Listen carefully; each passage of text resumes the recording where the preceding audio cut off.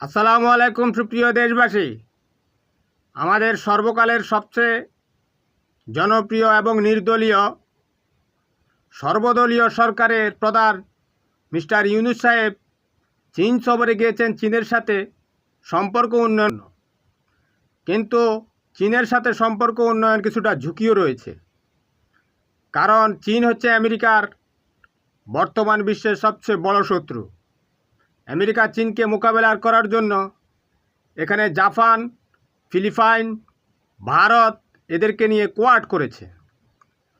অর্থাৎ বাংলাদেশ যদি চীনের সাথে সম্পর্ক উন্নয়ন করে তাহলে আমেরিকা এবং ভারত এক হয়ে যাবে।